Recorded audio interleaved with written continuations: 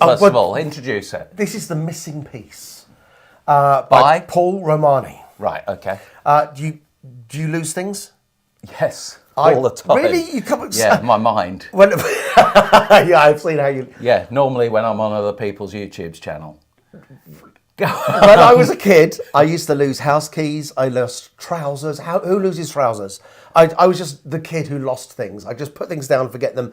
And now, as I grew up, that became a thing for me. And losing things really upsets me. You've grown up? Occasionally. Losing things really upsets me. Yeah. And I've lost something. Right. I've lost something. And it's Paul Romhany. He's lent me this. And I've lost something. And David, you're a magical person. Yes. I'm hoping you can help me. Right. I've got here some pieces of a puzzle. Yeah. And I'm hoping, David, you could take those. Yeah. Could you use your magical powers, David? Split them into two. Into two. Into two. You're going to keep one of those piles, David. So which pile do you want to keep? Which, just use your magical powers, use your... This one? Okay. Yeah. Okay, we'll get rid of the others. Get rid of them? Yeah, well... Okay. Yeah. Split those into two. Can I change if I want to? Couldn't I? You could change if you want to. I'll stay. All right. Right. No, but you can. I just wanted to check. Into two. Have a good feel. Which one feels the one that you want to keep? Keep the one you want to keep. I'll keep this one. All right, David. And you can change your mind if you want to. Right? No? No? All right, then. How many you got left? 3 pieces. I tell you what, 3 pieces.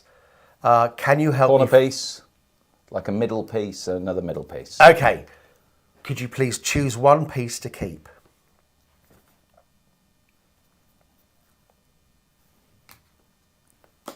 Right? It's very fair. It is very fair. Show the camera. Now, I don't know how lucky you feel, David. There's a number on the back as well. Is there? We'll come to that in a minute. We'll come to that number in a minute. I don't know how you feel about this, David, but Yeah. if I show you... Paul Romhany lent me this picture, and I've lost a piece. I'm looking in the monitor. And David, It looks what great. number's written on the back? It says 13. So we've got 1, 2, 3, 4, 5, 6, 7. Sorry, 1, 2, 3, 4, 5, 6, 7, 8, 9, 10, 11, 12, 13. The 13th piece is missing, and if that fits, then David, you've solved my problem.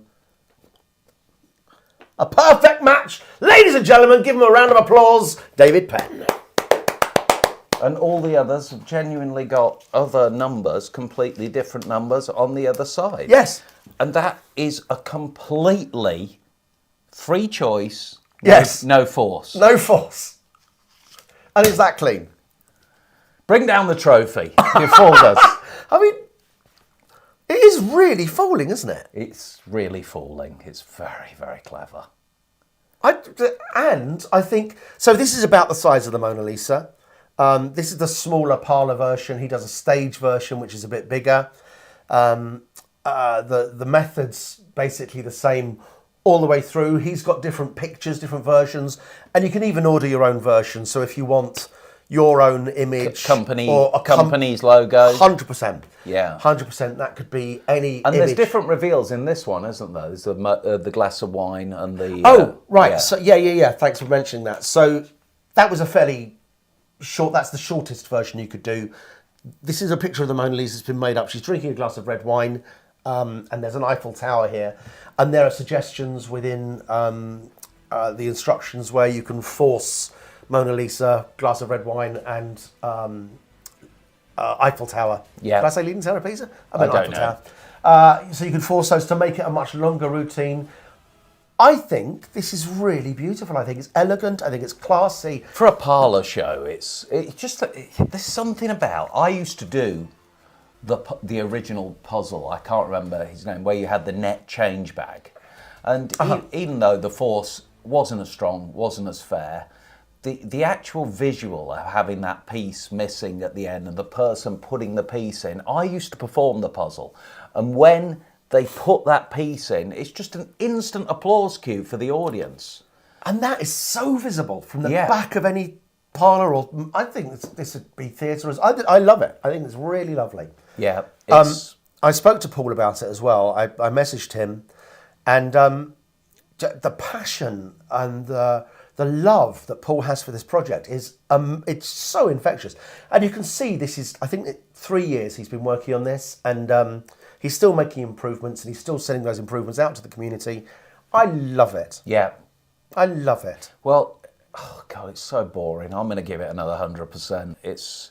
But also, it's a great bridging effect, I think. I'm not sure I'd use it as a finale.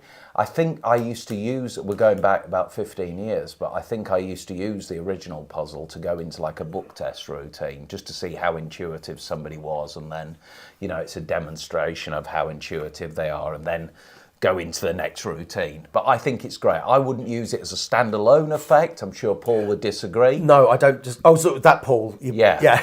Yeah. I agree with you. I think this could be a culmination of a routine. Yes, I think it's amazing. And it's so beautiful, and just the image of the Mona Lisa is always, it just gives you a show quality straight away. I should also mention, I used a method. There are 3 or 4 different ways of achieving the effect. I used one of them there. Some of the outcomes can be a little harder than the others, but there are other methods that are just as easy to do, so it wouldn't look the way I just performed it. Yeah, absolutely incredible. How much are you going to give it? I can't not give it 100. I love it. It's 100% from me.